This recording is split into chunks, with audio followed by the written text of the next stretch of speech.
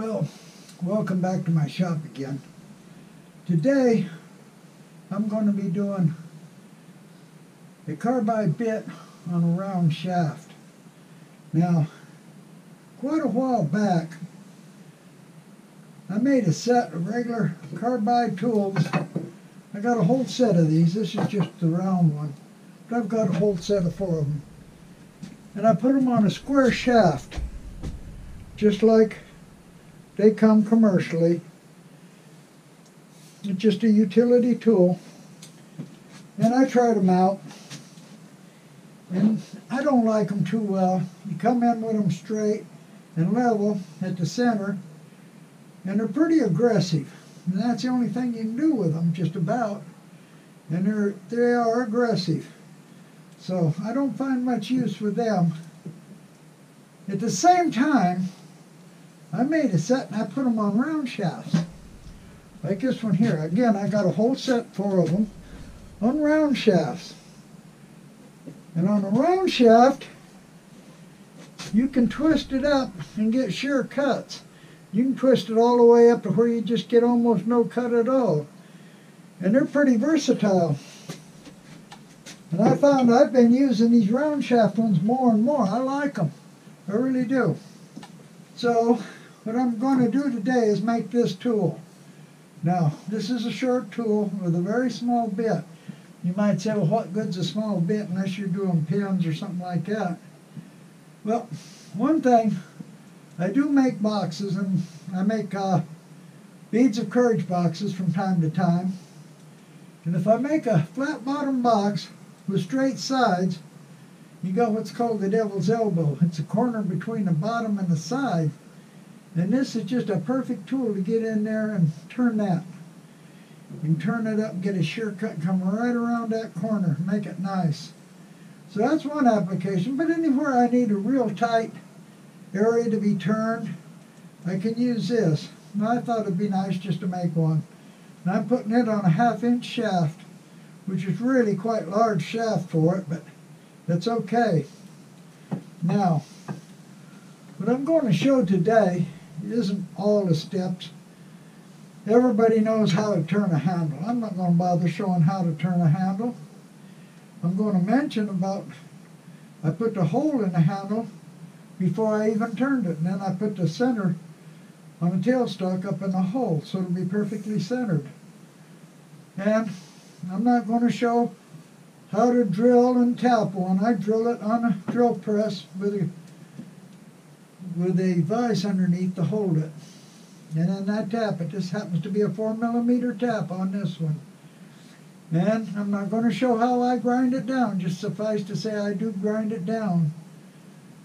But what I am going to talk about is the importance of having a very flat surface here.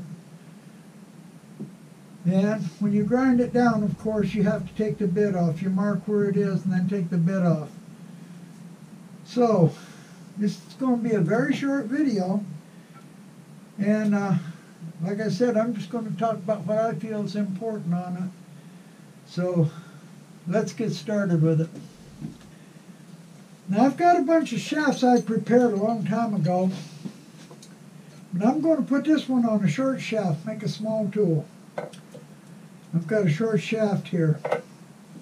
Now, what other people don't tell you when you're making carbide tools is you really need to have a perfectly flat surface to put them on. And the reason being for that, if it's not perfectly flat, you have a chance of either breaking a carbide bit or getting chatter. Now, I know there's going to be people that say, well, I got one I made and it ain't really flat and it works okay. Well, that's great, but I'm not going to chance it myself. I'm going to make sure they're flat. The best way to get them flat is if you have access to a mill. I don't. What I used was my angle grinder with a cutoff wheel. I put my angle grinder, I mounted it on a board and used it as a sled. Then I mounted the round steel in a vise and clamped it to a workmate outside. So I don't want sparks flying around in here. And cut them. But anyway, I've got all these prepared with a flat surface, and I'm going to use this small one here to mount that small bit today. Okay, I've got the shaft with a flattened end. I've got this bit. I've got to mark where it goes. I could mark a center line on it and then figure half the distance and mark another center line. I think what I'm going to do is put it on here, bring it up right close to the end, and I'm just going to mark it.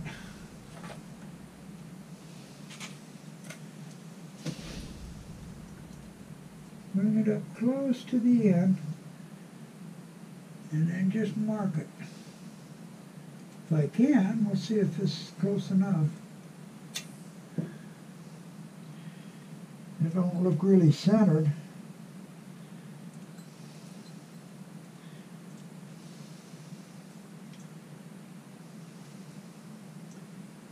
I guess it is. You got to center punch it. I'm going to center punch it before I drill it.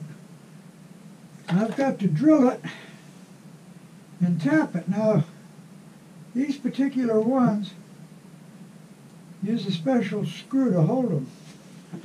Probably can't see this little screw. Very, very, very tiny. And it's got a special angle on it made just for those. And it's a 4mm screw. Now I've got a 4mm tap here. So I'm going to center tap it, put it in a vise, and I'm going to center tap it. Then I'm going to drill it out so that I can tap it for 4mm. I got it mounted in the vise now. This is the vise I use on the drill. I got a sharp center punch. I'm going to center punch it. If I miss, I'm going to have to start all over again. So I want to make sure I get it right the first time.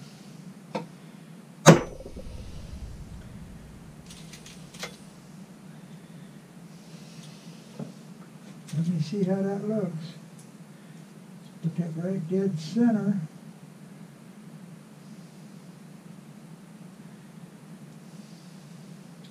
That looks good. So now I've got to go over and put it in a drill and drill it out so I can put a 4mm tap through it.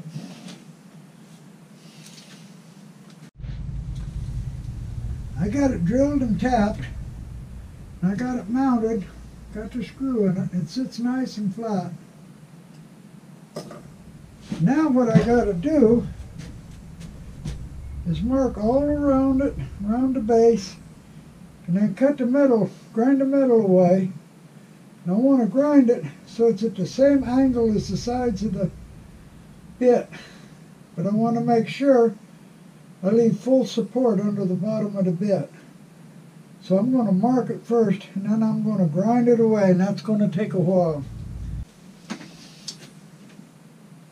Now, of course, when you're grinding this down to get the right angle, you mark where the carbide bit is. You mark around it. You take the carbide bit off to grind it, of course.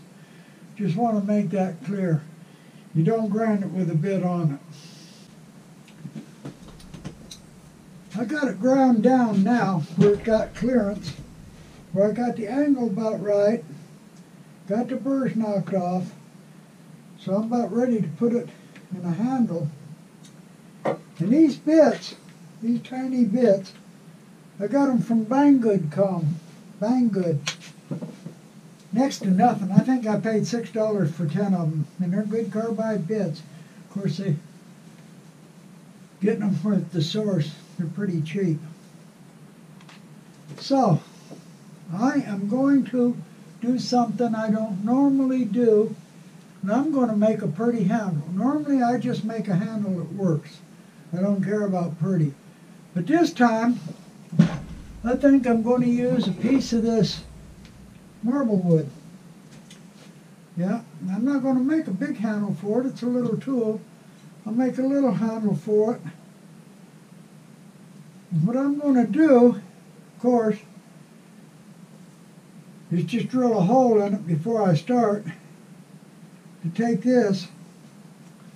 The fact is, I think I'll drill a hole in both ends. I might put a counterweight in the other end. Now, the ferrule on these things, little copper ring. I'm going to use copper coupling for it. Cut a piece off. If you use a tool with a tang that's tapered, you need the ferrule to keep the wood from splitting. On something like this, you just drill a hole and put this in with epoxy. You don't really need the ferrule, it's just decoration. But I'm going to put one on it. So, let me figure out how long I want to handle and cut off a piece of wood here. And square this piece up before I start. And get started making a handle here. I'm not going to show you how to turn a handle. Everybody knows how to turn a handle. But I will show you a couple of things I do on some handles as I go. Okay, I've got the handle turned now. Like I said, I ain't going to show how to turn a handle. Anybody knows how to turn a handle. I used the marble wood. I found out I had to glue two pieces together. One piece just wasn't big enough, so I glued two together. Can't tell it. It did have a crack I didn't see, and I had to fill that with CA glue, but you can't even find that now. And of course I drilled a 1/2 inch hole, being as how this is a 1/2 inch shaft. I drilled it on a lathe. So, I'm ready to put it together now. I got the ferrule. I'm going to put on it, like I said, on these it's just for decoration. I'm going to put it on, put a little epoxy under it and tap it on. I'm going to put some epoxy in a hole and put the shaft in. Now, in the past what I've found, sometimes when you put the epoxy in a hole and put the shaft in, the epoxy seals it up and acts like a piston. It compresses the air and it pushes it right back out. If that happens too much, then I put a little tiny, drill a little tiny hole through the side into the bottom, let the air out. I don't think I'll need to in this one, but I'll find out. So, you take a round shaft, you cut a flat spot on it. Needs to be flat. You don't cut it down too far. You cut it down far enough where it'll support the whole base of the bit you're going to use. On this one, I'm going to put a 16mm bit on this eventually, not right now. After you do that, then you grind the tip and shape it so that you get it out from under, out of the way of the bit. Grind it at about the same angle as the side of the bit. In this case, the bit's so small I had to narrow it down on the end. But I got it ground down, got the shaft polished up. Of course, you put the bit on it, mark it, center tap it, drill it, and tap the threads in it. Okay, so I'm ready to get my epoxy out, put epoxy under the ferrule and tap it down, then put some epoxy in a hole and put this in. I got it marked as to how far I want it to go in. I got a mark right there. So I'm just going to go ahead and mix that. Okay, this is finished now. And this one here is going to be my showpiece. It's not one of my utility. Of course I'll use it, but not that often. You don't use something that size. This is just a utility, what I normally make them look like. Nothing fancy, nothing pretty, just something to use. That's all I care about mostly. So, you make a flat spot on a round shaft, big enough to hold the bit you're going to put on it. You don't want to grind it too thin where it gets weak.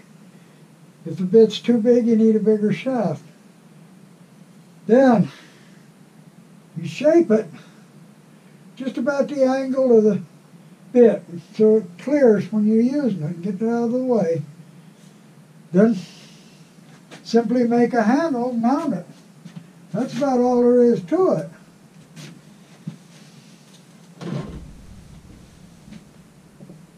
So,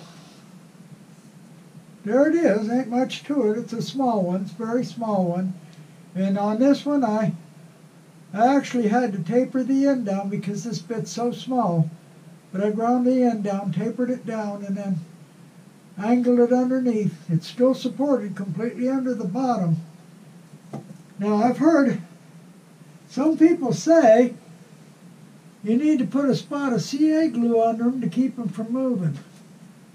What I found is if I got them mounted on a good flat surface and got them mounted tight, I haven't had a bit of problem with them moving. So no, I don't put CA under them and I ain't had a problem. So there it is. That's my view on the carbide bits on a round shaft. I hope you enjoyed this little video. It's just a small one. And I hope you come back and see my next videos. Fact is, I hope you watch all my videos. And I appreciate the people that watch, and I really appreciate the people that subscribe. And if you got any questions, I'm going to leave my email address down here or up here or somewhere across here. So, thank you.